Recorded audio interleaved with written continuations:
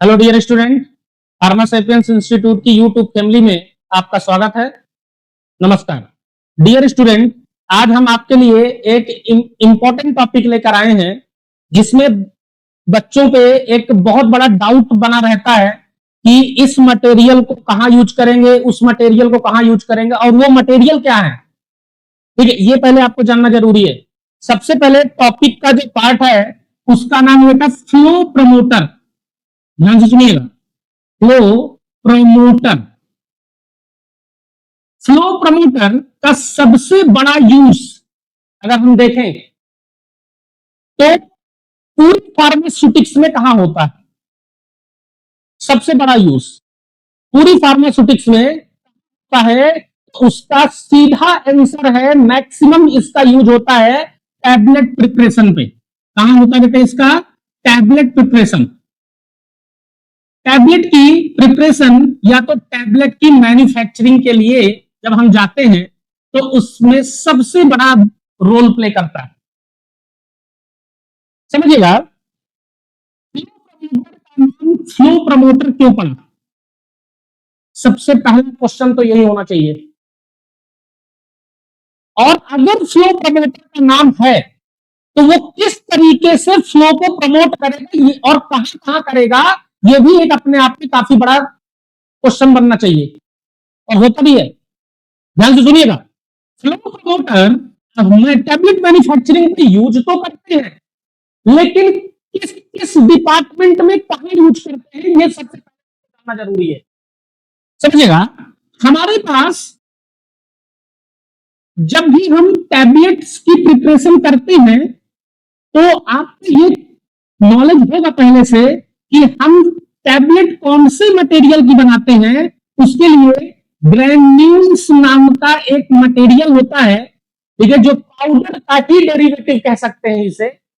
Granules से हम tablet की मैन्युफैक्चरिंग करते हैं।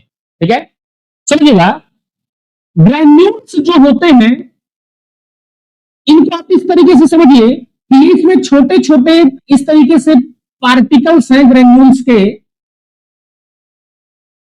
और पाउडर मटेरियल में जो पार्टिकल्स होते हैं वो काफी फाइन हो सकते हैं। ठीक है, मैं आपको थोड़ा सा क्लियर कर देना चाहता हूं कि पाउडर की कई सारी वेराइटी होती है, जैसे कि coarse powder, moderately coarse, moderately fine, fine, very fine, super fine. ठीक है, ये डिपेंड करता है कि इनकी कैटेगरी क्यों बनाई गई है। सबसे पहला क्वेश्चन तो ये कि जो पाउडर की कैटेगरी बनाई गई है वो क्यों बनाई गई है। वो आपके पाउडर की अलग अलग सीव नंबर से क्रॉसिंग के अकॉर्डिंग बनाई गई है। कैसे? एक छोटा सा एग्जांपल मैं आपको देना चाहूंगा। मैं साइज सेपरेशन के टॉपिक में इंटर नहीं करना चाह रहा हूं, क्यों? क्योंकि हमारे पास टॉपिक फ्लो प्रमोटर है, लेकिन एक छोटा सा एग्जांपल समझिएगा। मान के चलिए कि अगर कहीं भी लिखा हुआ है कि कोर्स पाउडर, ये क्या कहलाते हैं साहब? अगर सपोज लिखा हुआ कि कोर्स पाउडर की डेफिनेशन क्या हो सकती है, आपको इसका सीधा ऑप्शन मिलेगा जब आप कॉम्पिटिटिव एग्जाम्स में जाएंगे। इसमें कई सारे ऑप्शन आएंगे। कोर्स पाउडर के लिए एक परफेक्ट रेंज और एक परफेक्ट आंसर क्या होगा, समझिएगा। इसमें कई सारे ऑप्शन हो सकते हैं, जैसे कि 10/22, 10/44, 10/66। समझिएगा, तो इसका मतलब क्या होता है? इस तरीके के ऑप्शन आएंगे। एक और फोर्थ ऑप्शन भी कुछ हो सकता है, ऐसा नहीं है कि केवल ही होगा। सपोज कहीं फोर्थ ऑप्शन है 22/66। इसमें कौन सा आंसर सही होगा और क्यों सही होगा? ठीक है, कोई भी पाउडर ये कई वैरायटी का होता है। इसका मतलब क्या होता है कि 10 इसका राइट आंसर क्या है? 10/44। लेकिन इसका राइट आंसर ये ही क्यों है, यही क्यों है, ये जानना आपके लिए जरूरी है। ठीक है, इसका मतलब ये है कि आप ये समझ पा रहे हैं कि कोर्स पाउडर उसे बोला जाएगा जो 10 नंबर की सीव से, ये 10 नंबर का सीव है, ठीक है, सीव, सीव बोले तो आप जिससे सेपरेशन करते हैं, ठीक है, जिसको हिंदी भाषा में देखा जाएगा छन्नी, ठीक है, जैसे आटा निकालने वाली, ठीक है, चाय वाली छन्नी, ठीक है, ऐसा सुना होगा आप लोगों ने, सीप। इसका मतलब होता है कि कोई पाउडर 10 नंबर की सीप से 100% क्रॉस हो जाएगा, 100% पास हो जाएगा। अगर कोई भी पाउडर इसमें 100% पास हो गया, लेकिन वही पाउडर अगर हम 44 नंबर की सीट से क्रॉस कराएं तो वो केवल 40% ही पास हो पाए, उसे बोला जाएगा कोर्स पाउडर। ठीक है, मतलब जो ऊपर लिखा होता है उसे हम 100% पास के तरीके से समझते हैं, जो नीचे लिखा होता है उसको हम 40% क्रॉस के रेंज से समझते हैं। मतलब यही कोर्स पाउडर जो 10 नंबर से क्रॉस करा दिया जाए, ठीक है, 10 नंबर की सीट से वो 100% क्रॉस हो जाएगा, वही पाउडर अगर 44 नंबर की सीट से क्रॉस करा दिया जाए तो 40% पास होगा। लेकिन क्यों? ठीक है, क्योंकि इसमें पार्टिकल्स का साइज बड़ा होता है। उसी तरीके से ग्रेन्यूल्स भी एक अपने आप में कोर्स पाउडर की ही तरह होता है। समझा क्या? मैं इसकी डिटेल में नहीं जाना चाह रहा हूं कि कैसे क्रॉस होगा, किस तरीके से क्रॉस होगा, सीब नंबर क्या होती है, मेस नंबर क्या होती है, अपार्चर साइज क्या होती है, नॉमिनल अपार्चर साइज क्या होती है, सबके पीछे एक अपना अपना खुद का तर्क होता है। ठीक है, हर किसी में इस पॉइंट को रखा गया है, लेकिन हमारा टॉपिक ये नहीं है। हमारा टॉपिक ये ग्रेन्यूल, समझिएगा। ये जो ग्रेन्यूल्स होते हैं, इसको आप इधर से हटाइए, समझिएगा।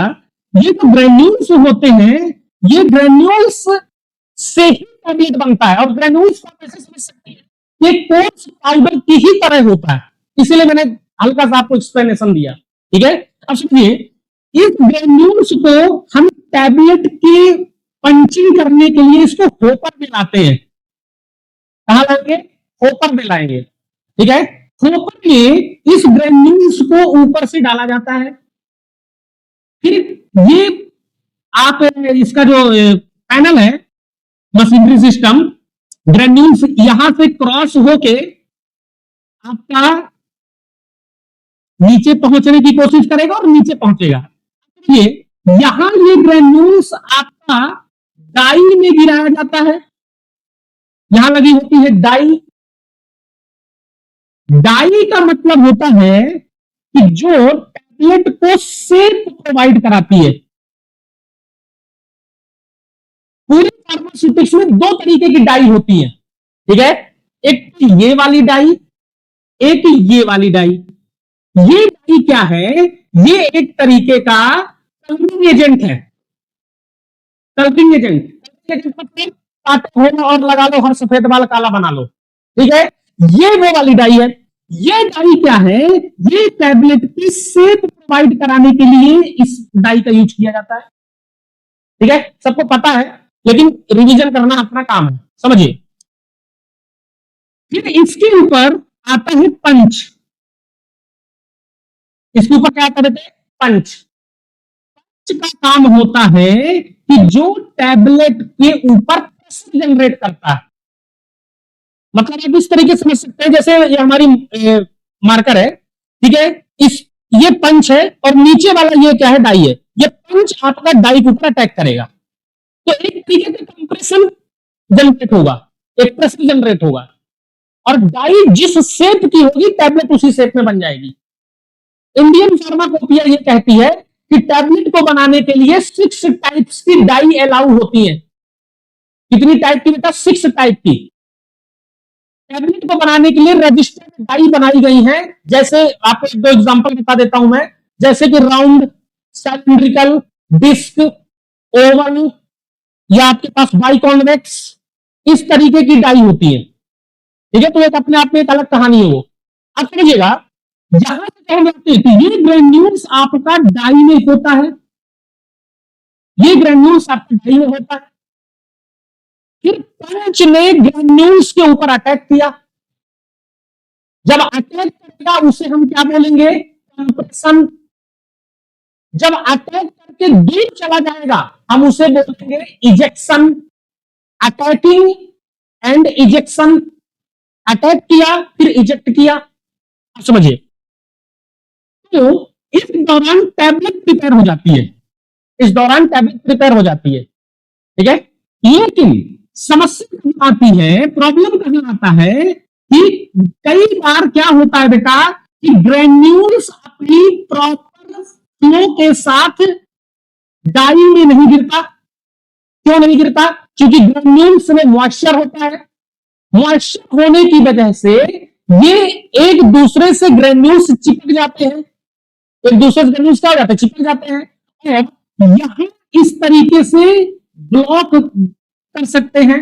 जैसे आप खाना खाते हैं, कई बार खाना खाते खाते क्या होता है, आपका खाना इधर फंस गया, ठीक है, तो आपको ऐसा लगता है कि जैसे हमारी सांसें गड़बड़ हो रही है, फिर आप पानी पीते हैं और एक कहावत दे दी जाती है कि इसमें आपको कोई याद कर रहा है, कोई याद नहीं कर रहा है, ठीक है, एक तो पानी पीजिए, नहीं तो ये याद हमेशा के लिए याददाश्त न बन जाए, ठीक है, ऐसा होता है। तो समझिएगा कि ये जो ग्रेन्यूल्स है ये उसी तरीके से जैसे गले में खाना फंस जाता है उस तरीके से फंस सकता है, प्रोबेबिलिटी है।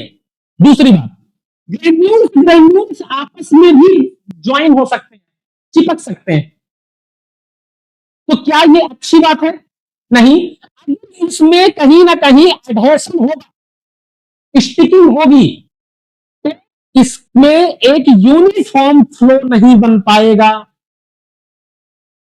और सर हमारा क्वेश्चन है कि अगर यूनिफॉर्म नहीं फ्लो नहीं बन पाता तो उससे क्या करना है, मतलब नहीं दीजिए, उसकी वजह से प्रॉब्लम क्रिएट होती है। क्या प्रॉब्लम क्रिएट होगी कि जो रफ्तार के साथ, जिस यूनिफॉर्मिटी के साथ ये ग्रेन्यूल्स डाई में गिराया जा रहा है, उस रफ्तार में वेरिएशन आएगा जिसकी वजह से टैबलेट हमारी अंडर वेट बन सकती है या तो ओवर वेट बन सकती है, अंडर वेट या तो ओवर वेट।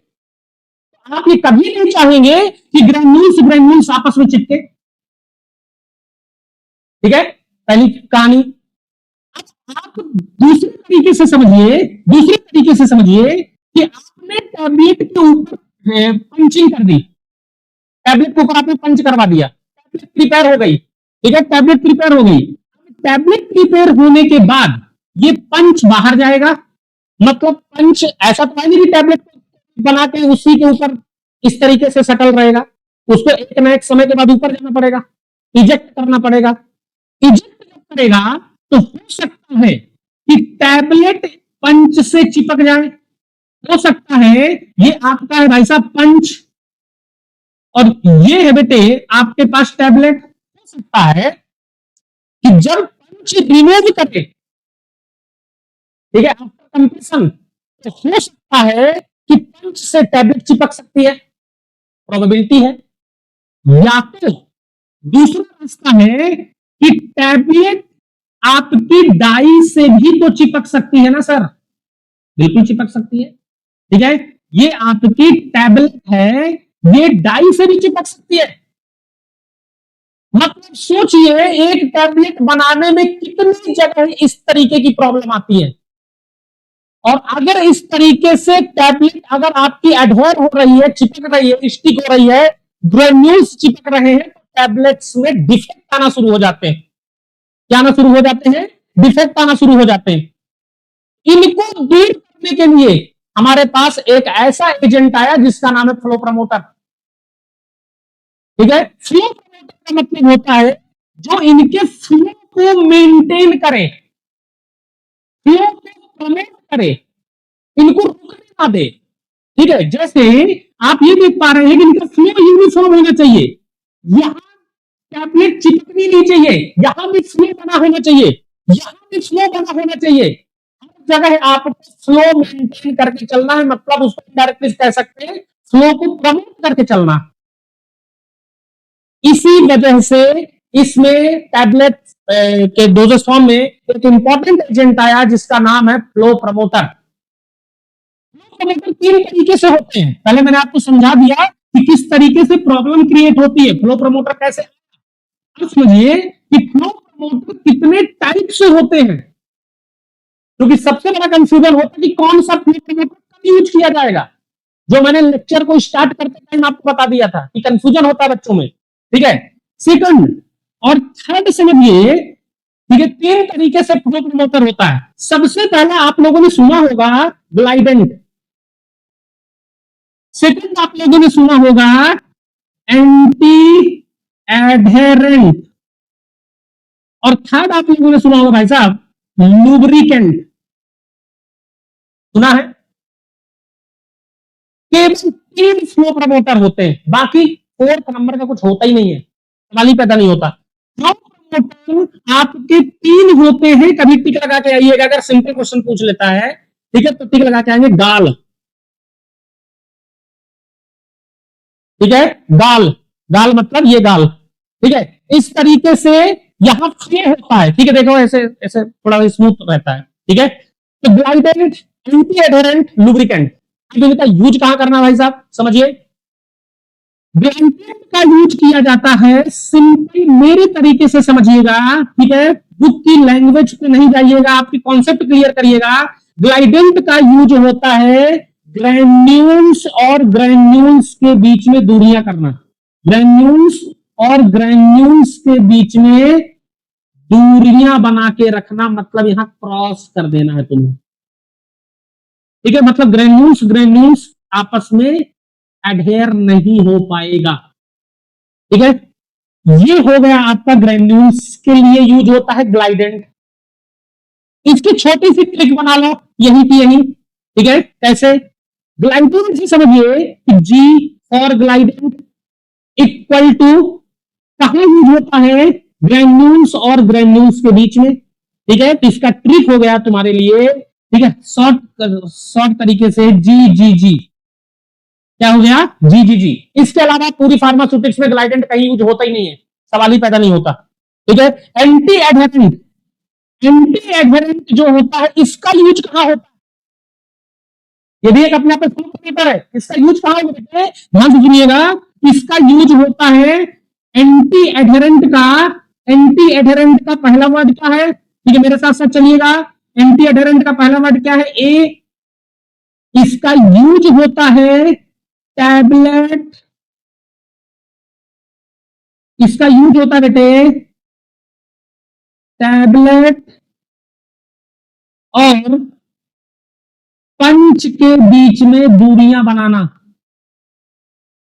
कॉन्सेप्ट क्लियर हो गया होगा कि कैसे टैबलेट पंच से चिपक रही थी, पंच से टैबलेट ना चिपके, एडहेयर ना हो, इसकी वजह से आपको मटेरियल में ऐड करना पड़ेगा एंटी एडहेरेंट।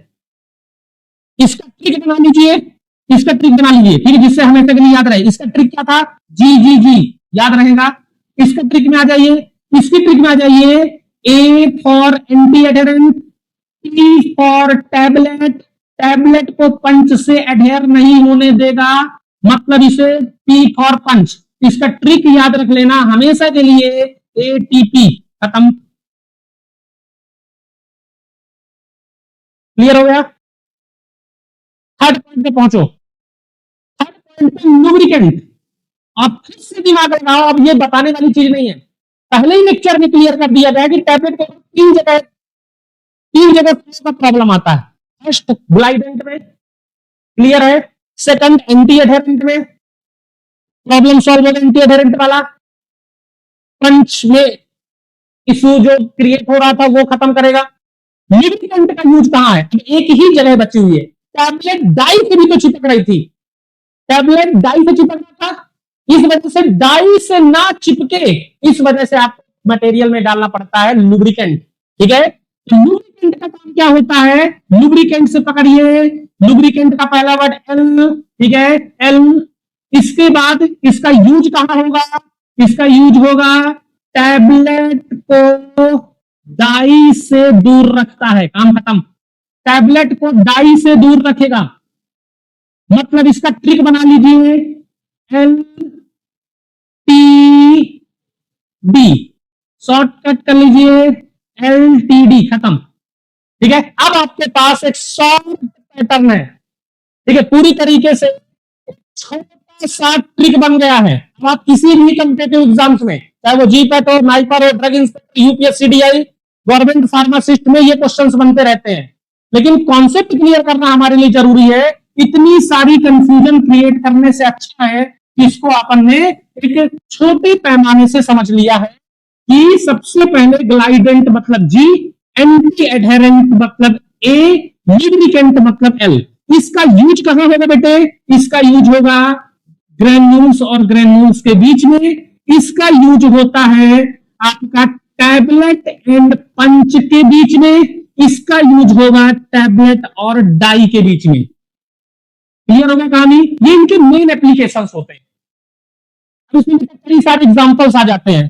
ठीक है, तो हम उस मोड पे नहीं जाना चाह रहे हैं। ठीक है, कई सारे एग्जांपल मतलब examples of glidant, examples of lubricant, examples of anti adherent. ठीक है, मैं ओरली आपको बता देता हूं। ग्लाइडेंट जो होते हैं, ग्लाइडेंट के एग्जांपल्स होते हैं आपके पास जो ग्लाइडेंट की तरह काम करते हैं, जैसे टाल। ठीक है, और आपके पास कॉर्न स्टार्च, कोलाइडल सिलिका, नाम सुना होगा। कोलाइडल सिलिका को ही बोला जाता है कैबओसिल। ठीक है, बुक्स वगैरह में हर जगह आप लोगों को देखने को मिलता होगा। एंटी एडहेरेंट के example talc and corn starch. जो ग्लाइडेंट के एग्जांपल होंगे वही एंटी एडहेरेंट के भी एग्जांपल होते हैं, except colloidal silica. Colloidal silica को छोड़ के, कोलाइडल सिलिका किसका एग्जांपल होता है? ग्लाइडेंट का। लेकिन लुब्रिकेंट एंटी एडहेरेंट में आपका कोलाइडल सिलिका एग्जांपल नहीं होता, बाकी दोनों ऑप्शंस होते हैं। और थर्ड एग्जांपल लुब्रिकेंट का मैग्नीशियम स्टीरेट। ठीक है, जिस ऑप्शन में स्टीरेट लग जाए वो लुब्रिकेंट होंगे। ठीक है, तो मैं ऐसी उम्मीद करता हूं तो आपको ये वीडियो और ये लेक्चर आपके दिमाग में पूरी तरीके से समझ में आ गया होगा। और मैं ऐसी आशा करता हूं कि आपने इसके नोट्स भी बना लिए होंगे। इसी तरीके के इंफॉर्मेशन और डेप्थ नॉलेज के लिए फार्मा सेपियंस यूट्यूब के चैनल्स को लाइक करिए, सब्सक्राइब करिए, शेयर करिए। बहुत बहुत धन्यवाद। Thank you so much.